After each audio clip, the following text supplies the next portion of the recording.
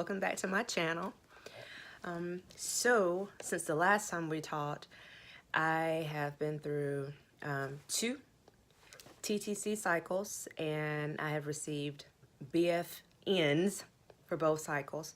So today is the first day of another cycle.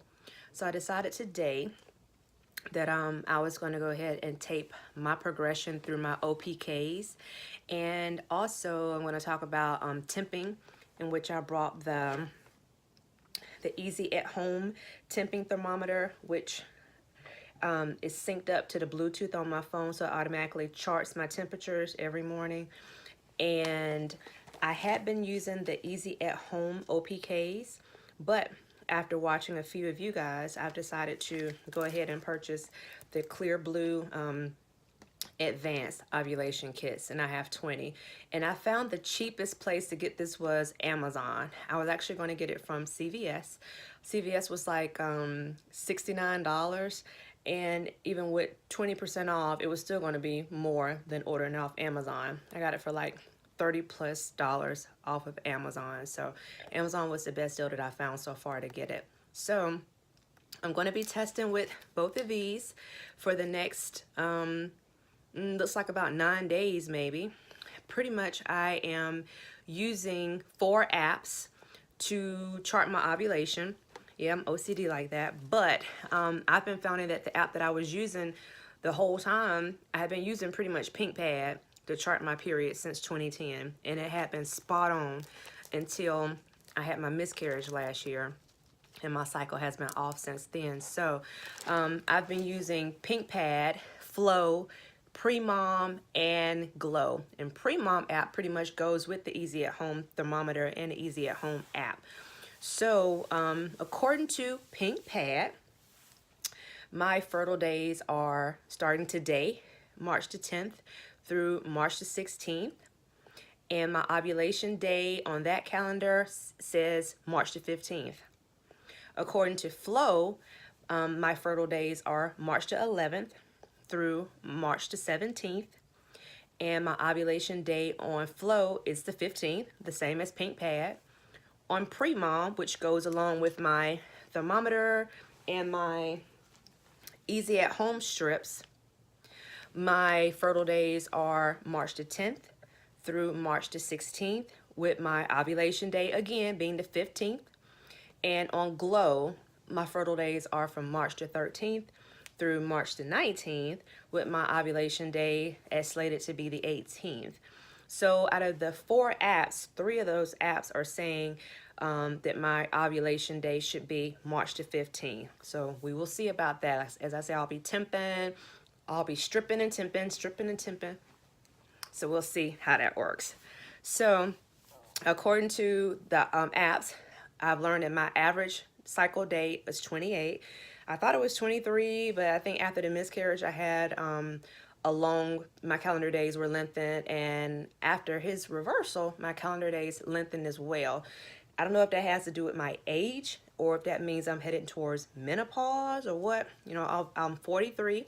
I'll be 44 on March 25th. Birthday coming up. And my average period lasts 3 days. So my cycle pretty much starts moderate to heavy on day 1, extremely heavy on day 2, and then towards the end of day 2, almost barely there. And on the 3rd day, it's just really, really light.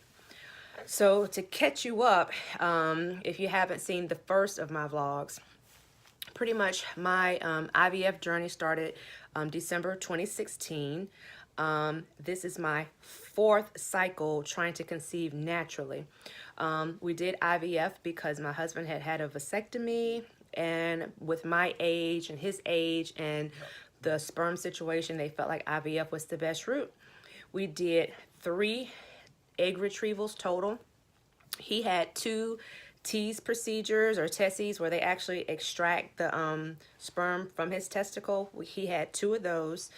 We actually had 2 embryos. Out of the 3 retrievals, we had 2 embryos that were transferable. We did do a 5-day fresh transfer last year. The transfer was successful, but it did result in a miscarriage. And then we started preparing for our second embryo transfer, which was going to be a frozen, a FET, and we decided to hold off on that. And we had a vasectomy reversal on 11/12 of 2018. According to our doctor, they wanted 3 to 6 months of healing. So we did start TTCing in December, which was only a month after the reversal. So I consider that my cycle 1. Others would say don't count that as cycle 1 because he's still in healing, but I count it as cycle 1. So December for cycle 1, BFN. January for cycle 2, BFN. And February for cycle 3, BFN. So this will be our 4th cycle. We have decided that we would try naturally for maybe a cycle or 2 more after this, and then we're going to go ahead and do the consult to prepare for the FET because my age is a concern. I have been on supplements. I've been on my multivitamin, my prenatal. I've been on my vitamin D, my CoQ10. He's been on Fertilate and motility support, as well as his multivitamin, CoQ10, and zinc. So I am going to go ahead and start testing.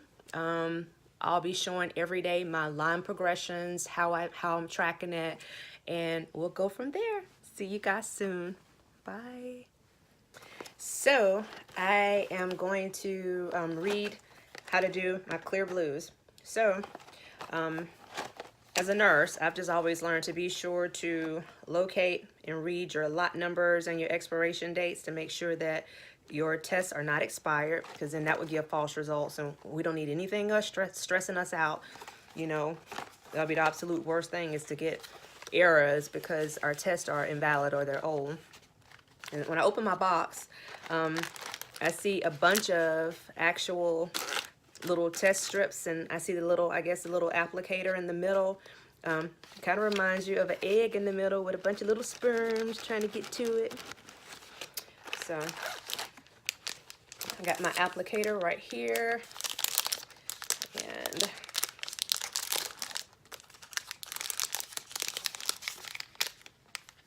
just the applicator. Then yes, I have my strips, and there's a lot number and expiration date on the strips as well, so be sure that that's, you know, within date. And I have my instructions. So pretty much I'm going to go ahead and test.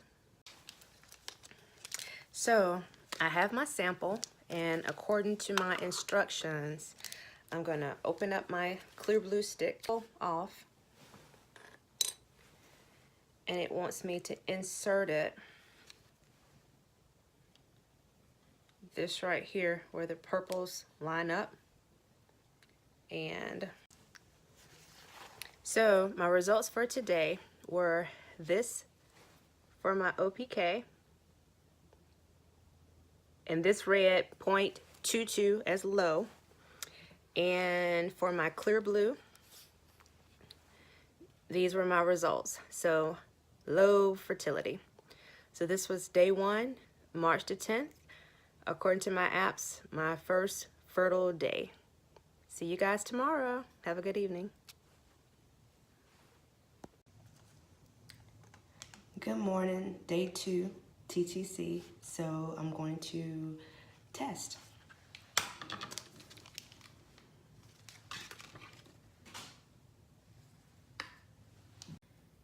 So my results for this morning were low fertile. My temp was 97.16, and my easy at home OPK strip was 0.16. Have a great day. TTC day number 3.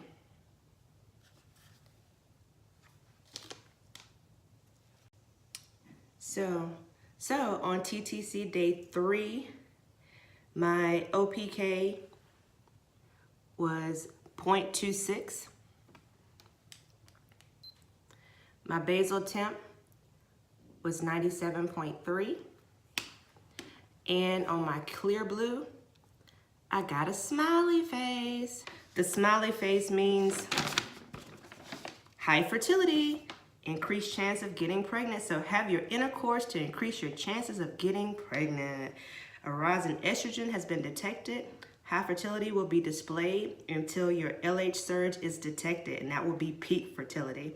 So see you guys on TTC day 4 tomorrow. Bye-bye.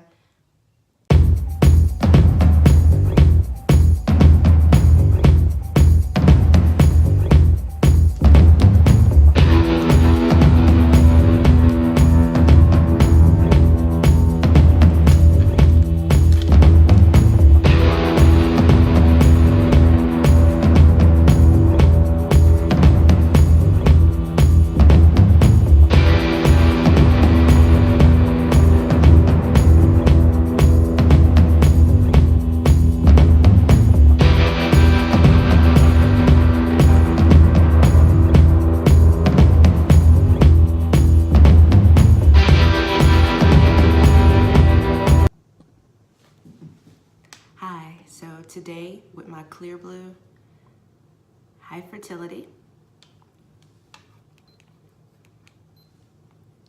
basal temp this morning, and my OPK was 0.53. So, and usually when I get my, usually when my lines are the same or the ovulation one is darker, my score is like 0.9 and above. So let's see what happens tomorrow. Have a good day.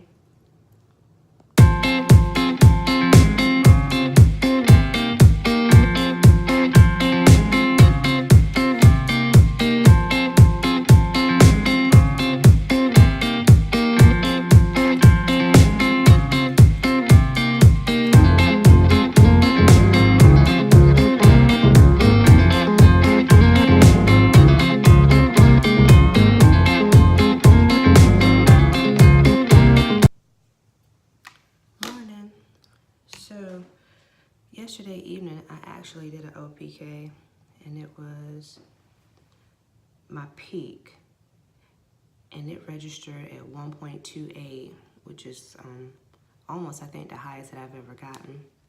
So this morning, I tested again, and it was 1.05, and it said, of course, still high. But on my clear blue, I got my non-flashing smiley face, which means that my LH surge has been detected. So this is my highest infertility day. So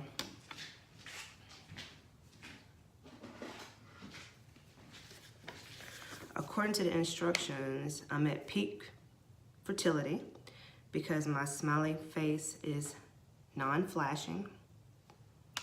It says I have the highest chance of getting pregnant, have intercourse to maximize your chances of getting pregnant. Your LH surge has been detected. Today and tomorrow are your most fertile days. Once the first day of peak fertility is displayed, don't try to test again this cycle. So it says peak fertility is displayed constantly for 48 hours. So it won't even let you test for 48 hours. The smiley face is there. So for those of us that got that POA syndrome, pee on the stick syndrome, it's locking you out, so you can't do that. So, all right, ladies. Hope that you have a great day. Bye. Oh, by the way, my temp today was 97.79 this morning. So, all right.